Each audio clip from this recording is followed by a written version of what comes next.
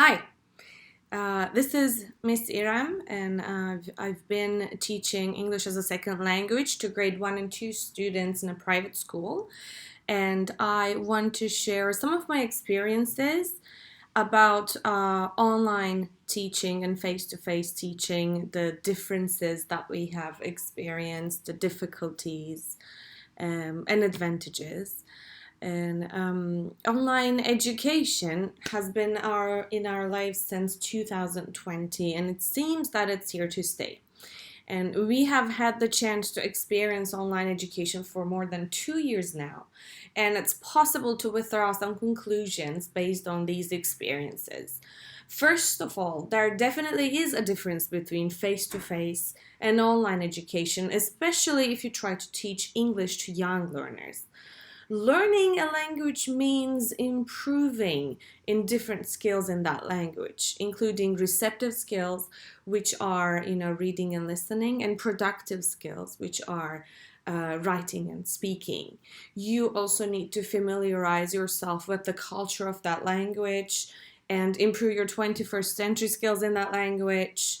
And reading, writing, and listening have been easier to teach in online education somehow. It might be because, technology allows us as teachers to use different tools, materials such as videos, songs, interactive games, a wide range of tools, which also include different assessment tools for these skills to evaluate the process for all three. However, teaching how to speak or communicate orally in online education has been a challenge, especially for young learners. First of all, it is a productive skill and it requires more effort in an ESL environment.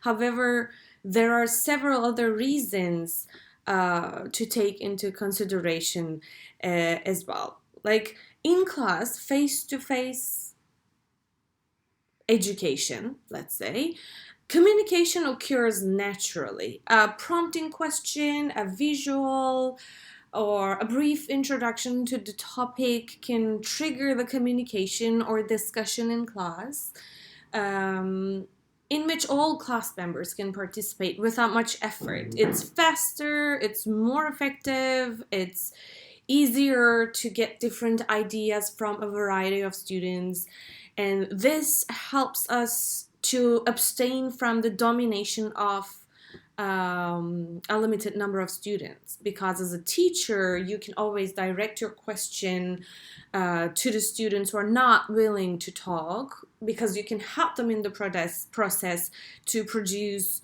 sentences to express their ideas. However, in online education, the authenticity might be more difficult to maintain, especially if you have students who do not really like to be the center of attention or who feel a bit shy about sharing their ideas. The online environment, unfortunately, allows them to close up, because they can close their cameras, they can close their microphones, and just be in their own world. And so you don't have many options other than continuing the lesson with the volunteer students. So naturally they speak more. This also brings us to the issue of self-motivation, which is quite challenging for young learners to develop instantly. It's always easier to get the attention of the students when you have a face-to-face lesson with your students, because you can use your body language or a tangible prompt, or you can move around the classroom. It's easier to control, or get a grasp of the classroom, the students' mood in general. And there are more than one way to communicate with the students, not just through your voice. And it's also possible to put them in groups, and downsizing the groups also decrease the level of anxiety for the students. In online lessons, however, your options are limited. It's more difficult to create a controlled group discussion, and besides, the longer the screen time gets, the less motivated they feel about speaking. They tend to stay as like passive listeners. So screen fatigue, lack of self-motivation, all these things make the teacher's job way more difficult than it already is in an online environment, especially while trying to teach them to speak. Of course, as a teacher, you cannot give up, you know. Your job is to try and find new ways, solutions, to overcome the obstacles in such cases. What have we done to increase student talking time in an online environment?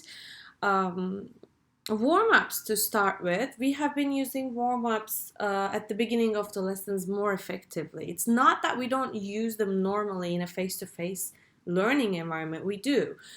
However, the way that you start the lesson is very important for online education, to be able to get their attention and to get them ready for the lesson.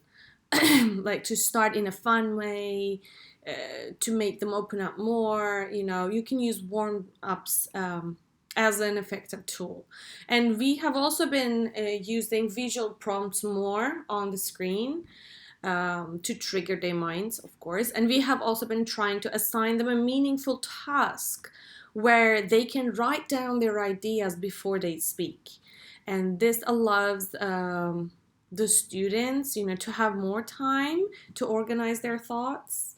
And this allowed like the weaker or shy students to try to speak more. And we also tried to choose topics more carefully to attract attention of the students and to motivate them to talk more. And for group discussions, we used breakout rooms and to decrease the level of anxiety, as we spoke before, and to give the shy students a smaller, more controlled environment to communicate. And all these little steps prepare students for speaking sessions of the online lessons and motivate them to open up and talk more. And these steps are not limited to use in an online environment, of course. Like, you can always use them in a face-to-face environment as well, but you will definitely need them more in online education.